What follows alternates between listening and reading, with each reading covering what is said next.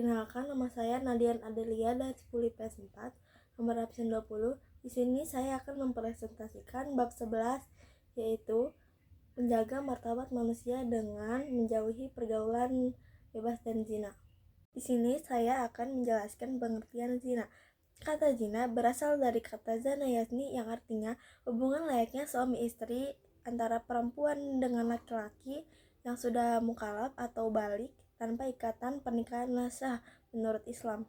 Dan semua ulama sepakat bahwa zina hukumnya haram dan terdapat pada surat Al-Isra ayat 32. Perbuatan zina dikategorikan menjadi dua bagian, yaitu yang pertama zina muhsan dan yang kedua ghairu muhsan. Yang pertama ada zina muhsan, yaitu pezina yang sudah balik, berakal, merdeka, dan sudah pernah menikah. Hukuman terhadap zina muhsan adalah dirajam atau dilempar dengan batu sederhana sampai meninggal. Dan yang kedua ada zina ghairu muhsan, yaitu pezina yang masih lajang dan belum pernah menikah. Dan hukuman terhadap zina ghairu muhsan adalah didera 100 kali dan diasingkan selama 1 tahun. Dan hukuman bagi pezina dalam hukuman Islam dikategorikan perbuatan kriminal atau tindak pidana. Oleh sebab itu, orang yang melakukannya dikenakan sanksi atau hukuman sesuai dengan syariat Islam. Hukuman pelaku zina ada dua, yaitu yang pertama satu didera atau pukulan sebanyak 100 kali bagi pezina ghairu muhsan dan ditambah dengan mengasingkan atau membuang pelakunya ke tempat yang jauh dari tempat mereka. Hal ini didasarkan pada firman Allah Subhanahu wa Ta'ala dalam Quran surat An-Nur ayat 2 serta hadis Rasulullah Shallallahu alaihi wasallam yang diriwayatkan oleh Bukhari dan Muslim dari Abu Hurairah dan Zaid bin Khalid. Dan yang kedua, dirajam sampai mati bagi pezina muhsan. Hukuman rajam dilakukan dengan cara pelaku dimasukkan ke dalam tanah hingga dada atau leher. Tempat untuk melakukan hukuman rajam adalah tempat yang banyak dilalui manusia atau tempat keramaian.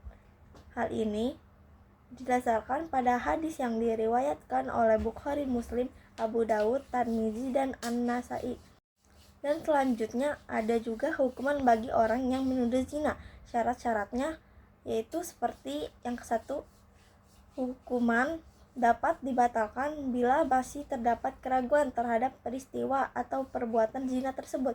Yang kedua, untuk meyakinkan perihal terjadinya zina tersebut, syaratnya harus ada 4 orang laki-laki yang adil, karena kesaksian 4 orang wanita tidak cukup untuk dijadikan bukti, sebagaimana 4 orang kesaksian laki-laki yang fasik.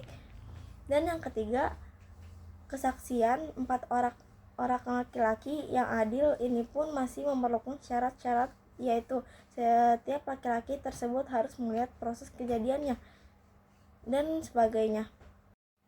Nah, sekarang menjadi sangat jelas tidak bahwa Islam melarang keras hubungan seksual atau hubungan biologis di luar kebutuhan apapun alasannya, karena perbuatan zina sangat bertentangan dengan fitrah manusia dalam mengingkari tujuan pembentukan rumah tangga yang sakinah, mawaddah, warahmah, dan dapat membahayakan bagi masyarakat seperti bercampur aduknya keturunan, menimbulkan rasa dendam, dengki, benci, sakit hati, dan menghancurkan kehidupan rumah tangga.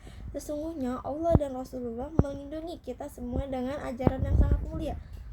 Begitu pula ada dampak negatif dari zina, yaitu yang ke-1, mendapat laknat dari Allah dan Rasulnya. Yang kedua, dijauhi dan dikucilkan oleh masyarakat.